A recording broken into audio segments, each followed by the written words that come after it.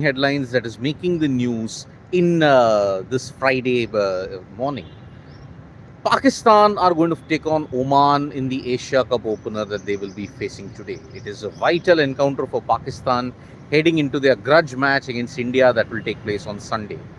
Ahead of that, Coach Mike Hesson has given out two basic points about why has he dropped Babar-Rizwan and on the question of tackling Kuldeep Yadav. Mike Hesson said that the way how modern TI is played, there are frailties in the strike rate, there are ways on which how these two have played. So Babar Azam and Mohammad Rizwan, they were both dropped on the occasion of the strike rate, not because of any other factor. Form, runs, they were all good, but apart there was no other reason. The strike rate was the prime reason why they were dropped. Now, as far as tackling Kuldeep Yadav is concerned, you all have to know that Kuldeep Yadav has a very good record against Pakistan, and in the game against the UAE, he showed his brilliance. 4 wickets he took, and that is why the question was asked to Mike Hesson as to how you're going to tackle Kuldeep. He just brushed that aside by saying, how can you say that we have not played best spinners? We have tackled Noor, we have tackled Rashid in these similar kind of conditions.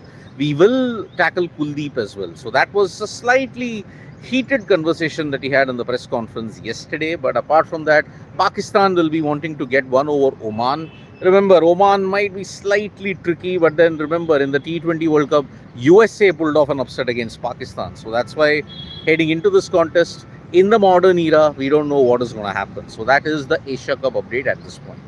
Bangladesh have also started their campaign on a high by beating Hong Kong. Although it was a good performance by Hong Kong, Liton Das also managed to ensure that he got going.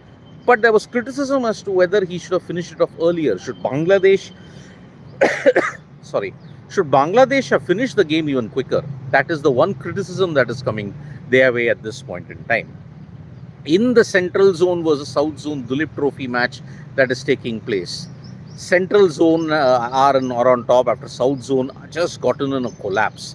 Saransh Jain was the pick of the bowlers, and that is why he has ensured that Central Zone are one step away from becoming the Dulip Trophy champions. That is the way we are looking at it at this point in time. So that is the cricket update that we are looking for at this stage. When you look at other sports, there is a very high probability that yes, you might see two Indians in the semi-finals of the Hong Kong Open.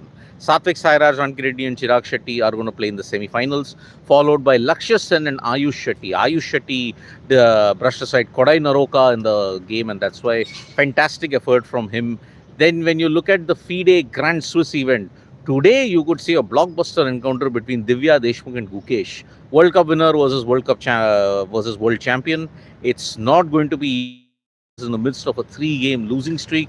Divya has won 2 games at least in this Grand Swiss event. So it promises to be a very, very exciting encounter between Gukesh and Divya Deshmukh.